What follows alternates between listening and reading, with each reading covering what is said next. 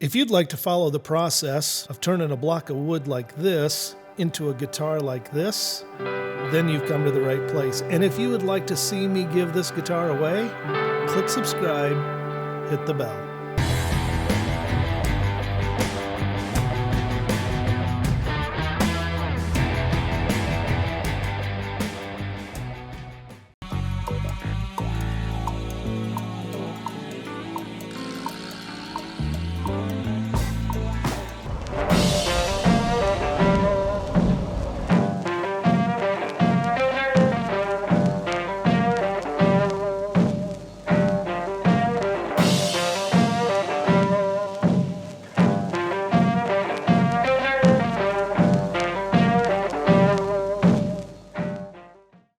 Hey guys, well, welcome to my new backyard, at least for a few more days anyway. We are in the area of Elizabethton, Tennessee, and again on vacation, doing some traveling with my wife. I brought along a couple of the guitars, and I've got my bag of sandpaper, and I've got some stain in here, and some tools, a few things to work on. And the guitar back home that I'm starting to do for Tony, the Army vet. I got to a place where I'm working on it now. I'm going to be putting those two main body parts together, the front face and the back of it.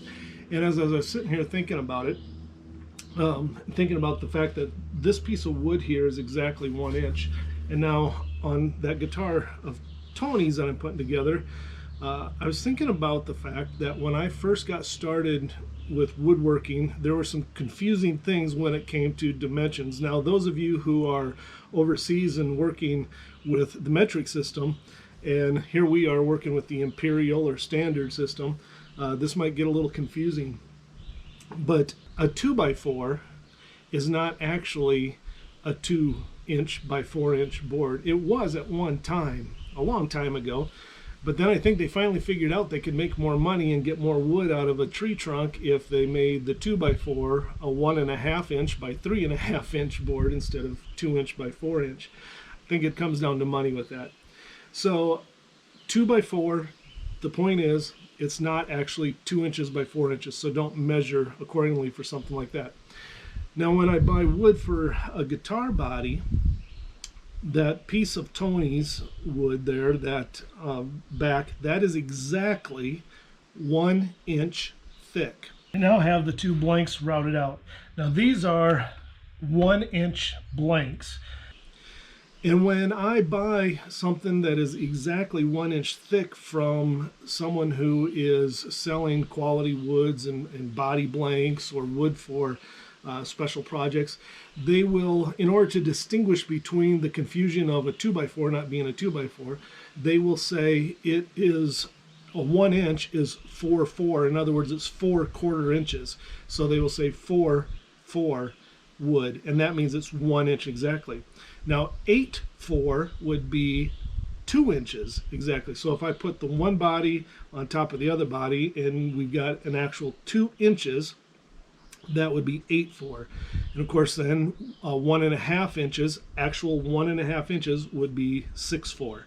So if you're new to this woodworking stuff, that might get a little confusing. So if you see wood that says 4/4, that means it's exactly 1 inch. Whereas if I go to Menards or Home Depot or Lowe's, whatever hardware store, and I get a 1x10, it's not going to be 1 inch thick. It's going to be more like 3/4 inch thick. And it's not going to be 10 inches wide. So be aware of that. Something I thought that I would point out. And so on this guitar, as I am building it and thinking about it, the reason why is because I've got a piece here, this back piece was exactly 1 inch thick, and it was cut, you know, this piece of wood was cut like 70, 80, 90 years ago. There's a long story behind that. And then this other wood up front, some of it was bought from a hardware store, and some of it was bought from a guy that I get my wood from, my wood supplier, and so they were different depths, and so I obviously had to flatten them out, make them the same depth. But anyway, while I work on that other guitar of Tony's, and you can watch me put that together, I'm going to sit here and do a little bit of sanding on this one.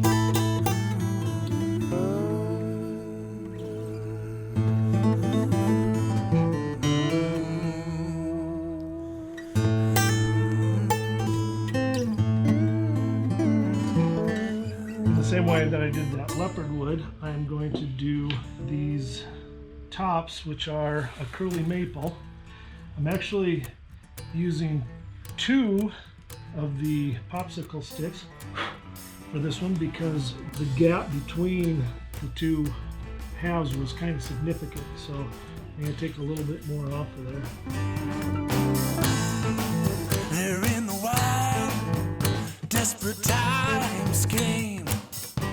Hey, you gotta eat, brother, so brother. The oppressor ready to receive.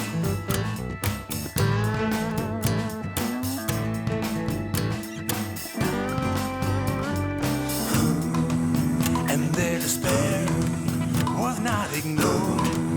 The ancient voice introduced himself by name. He said, let's go to the good land. Like a lion, consume the enemy.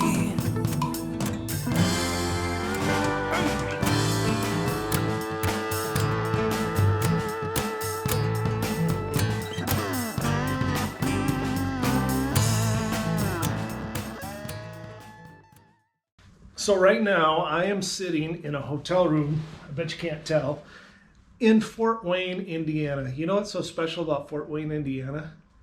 It's the home of Sweetwater. Now, if you're into music and music gear, you probably know about Sweetwater. Well, tomorrow I've got it set up to visit their brand new store even before the grand opening, and so I'm kind of excited about that. It is open to the public right now, but they haven't had their grand opening yet. So if it works out, I'm supposedly going to be meeting up with somebody there and getting a little bit of an interview. We'll see how that goes. Check back next week and find out how it comes together. One of the things that I want to do today is share with you a little bit of a note from one of the followers of my Let's Build a Guitar channel. It's kind of fun for me to be able to see that there are people from literally all around the world, even though I've got a real small fan base, if you want to call it that. I wouldn't even call it a fan base, but those who do faithfully watch, and I get contacts and I get little notes here and there. One that's been really encouraging is from this gentleman, and I want to read to you his story just so you can hear it, because I think it's interesting to just hear who's watching. So it says, greetings. I'd like to thank you for making my story, my voice, be heard. My name is Dimitris.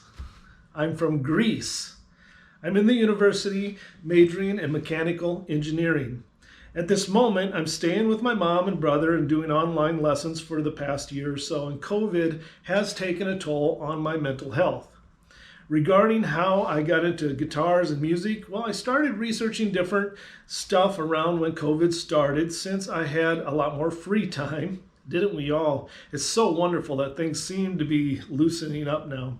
So I learned about photography and drawing and painting and some music. Good for you. Especially electric guitars, because when I was young, my friends played and we all listened to the Scorpions and Iron Maiden. I'm currently trying out photography and videography as a hobby, and I'm really enjoying it, but the more things that I have to do, the more filled up my day is and the happier I am.